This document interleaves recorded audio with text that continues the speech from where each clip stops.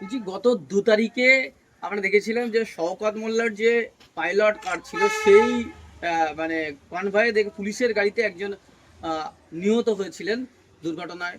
সেই তাদের বাড়িতে আপনি আজকে এলেন, তো তাদের বাড়িতে আপনি আজকে এলেন, কি বলবেন বিষয়টা নিয়ে, কি বলবেন? শুনুন, আমি এসে একটা যে ঘটনা শুনলাম, মারাত্মক বেদনাদায়ক ঘটনা। একে তো শওকত মোল্লা সাহেবের পাইলট কারের অ্যাক্সিডেন্টে মোহাম্মদ তাজউদ্দিন মারা গেল। দ্বিতীয়ত তার বড় ভাই এই শোকে তার কয়েকদিনের মধ্যে মারা গিয়েছে। এই পরিবারটা সম্পূর্ণ এখন পানিতে। শওকত সাহেব যে কনভয় নিয়ে ঘুরছিলেন সেটা আপনার রেজিস্ট্রেশন সব ফেল, মানে কাটা এতে দেওয়ার দরকার। যদি আমরা বিরোধীরা বা সাধারণ মানুষ যদি ওই গাড়িটা নিয়ে চলতে এতক্ষণ ধরে জেলের মধ্যে ভরে দিত। কোনো উচ্চবাচ্য নাই। সরকার সাহেবের একটা ন্যূনতম সৌজন্যটুকু নাই, একবার ফোন করা, আসা তো দূরের কথা, মা আমি দুঃখিত, এতটুকু পর্যন্ত ফোন করেনি। ওরা আবার জ্ঞান দিয়ে বেড়ায়। আমি আশা করব সরকার সাহেব আসবে মায়ের কাছে, ক্ষমা চাইবে যে এতদিন আসেনি কেন। আর সরকারকে বলবো ঘুমিয়ে থাকলে হবে না, অনেক ঘুমিয়েছেন, ঘুম ভাঙান। এই পরিবারটাকে এসে দেখুন।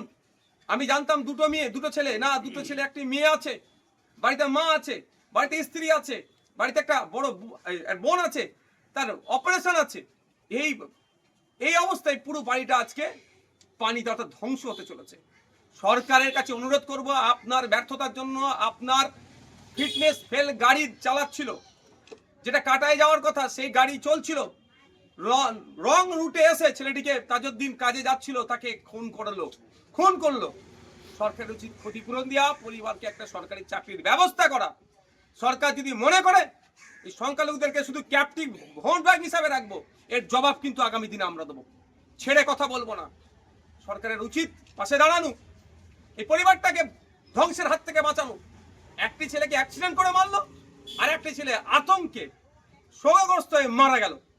এখনো সরকার পক্ষের সেই ধরনের কোনো বক্তব্য আমি শুনতে পেলাম না। পশ্চিমবাংলায় এই ধরনের ঘটনায় মেনে নেওয়া যাবে না। আর শওকত সাহেব, আপনি মিটিং মিছিল করে বেড়াচ্ছেন, বিরোধীদেরকে গালি গালাজ যা ইচ্ছা করে বেড়াচ্ছেন, সময় আপনার কাছে অত হয়ে গেল, অত আছে। আর একটি স্বামীহারা বোনের কাছে এসে দাঁড়াতে পারছেন না, ছেলেহারা মায়ের কাছে এসে দাঁড়িয়ে বলতে পারছেন না, আশ্বাস দিয়ে যেতে পারছেন না। কিসের আপনারা রাজনীতি করবেন? কাদের জন্য আপনাদের রাজনীতি? শোকাগ্রস্ত পরিবারের পাশে আপনারা দাঁড়াতে পারলেন না। এই অসভ্যতা আমি পুনঃ কিন্তু আপনাদের আমরা জবাব দেব। আমি অনুরোধ করব সরকারকে যে এই পরিবারের পাশে দাঁড়ান। আমি অনুরোধ করব শওকত সাহেবকে, আসুন পরিবারের পাশে দাঁড়ান, এই পরিবারটাকে ধ্বংসের হাত থেকে বাঁচান। বলছি এই যে ফিটনেস ফেল গাড়ি, গাড়ির ইন্স্যুরেন্স ফেল, সেই গাড়ি পুলিশের কনভয়, মানে পুলিশ গাড়ি সেই গাড়ি চালাচ্ছে। এটা সাধারণ মানুষে কোনো যদি একটা মানে ড্রাইভিং লাইসেন্স না থাকে তার জন্য কত হয়রানি হতে হয়, হেলমেট না থাকলে বাইকের তার জন্য হয়রানি হতে হয়। সেখানে পুলিশ নিজে একটা গাড়ি চালাচ্ছে, তার কোনো ইন্স্যুরেন্স নেই। এটাই তো ডবল স্ট্যান্ড এদের। Two type of case. Civilian যদি একটা গাড়ি নিয়ে বার হয়, এমার্জেন্সি ঔষধের দরকার, যদি হেলমেট পরে সবসময় চলতে হবে, আমি হেলমেট পরে চলার পক্ষে, তাকে ধরে ফাইন মারবে। ইন্স্যুরেন্স ফেল থাকলে তাকে ধরে ফাইন থাকবে। পলিউশন দুদিন ফেল হয়েছে তাকে ধরে ফাইন মেরে দেয়। আর সরকার পক্ষ যখন এই ধরনের অনৈতিক কাজগুলো করে, তাকে কে দেখবে?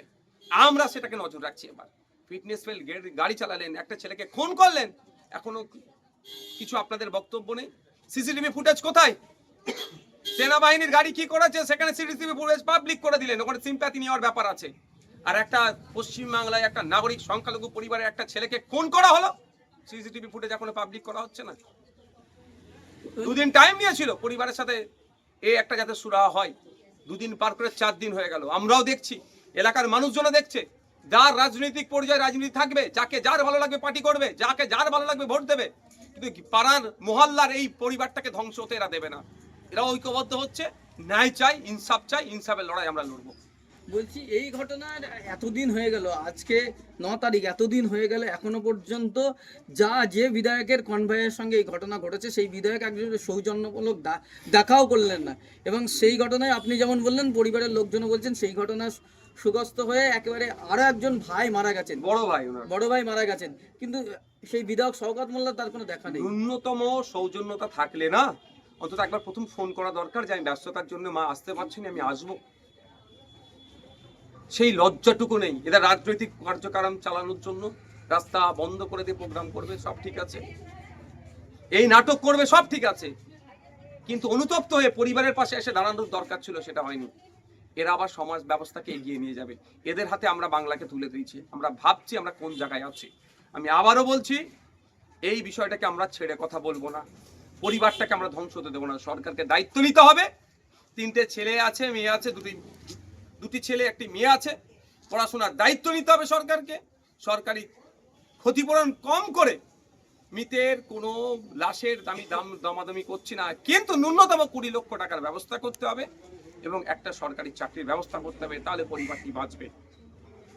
ঘরের অবস্থা একেবারে শোচনীয়। আপনি যে কোনো সময় বড় দুর্ঘটনা ঘটতে পারে। বাকি যেগুলো আছে সেইগুলো হয়তো এই বাড়ি চাপা পড়ে, আমি আর বলছি ওই শব্দটা মুখে আনছি না, এগুলো তো বাড়ি পড়া দরকার, এগুলো তো পাচ্ছে না, এগুলো লুট হয়ে যাচ্ছে। এখন যেটা দরকার সেটা আমি বলছি, বাড়ির অবস্থা যে কোনো সময় দুর্ঘটনা ঘটতে পারে।